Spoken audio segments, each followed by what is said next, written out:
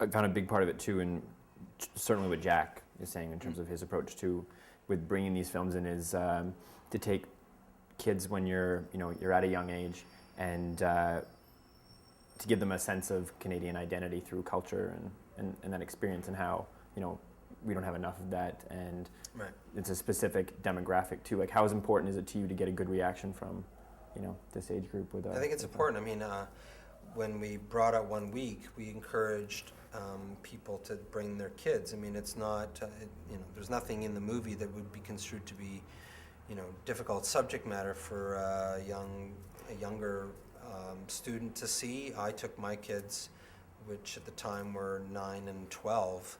They totally understood the subject matter. They totally related to it. They got a chance to see some of Canada they never would have, at this age, they haven't seen. And they participate in the Q&A. They ask Mike McGowan questions. I think it's important. We've made it a mission to show people this film as much as possible, both through the film circuit, Real Canada, going and talking at schools and universities about filmmaking and about the film. The more exposure that you can create, the better off not only it is for the film, but also for our industry. So. And can you just touch on that point we were talking about earlier about how 1 week was really marketed to a younger demographic, and when you're out on the road, you noticed that really struck a chord with 40 plus? Well, I think that the thought was that the demographic for 1 week was 25 to 35, but what we did find in a lot of cases that the audience that was going there was 40 and over.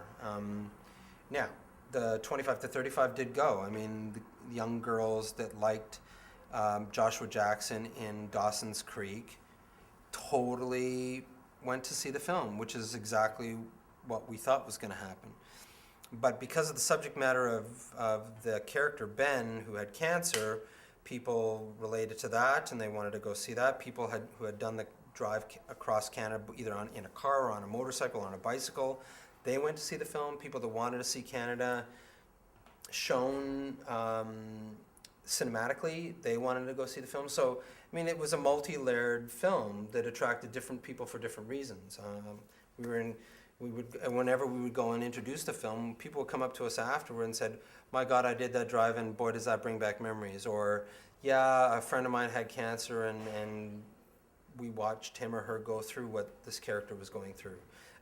For various reasons, this movie touched a lot of people in different ways. So, I think that's the biggest success of this movie, is that.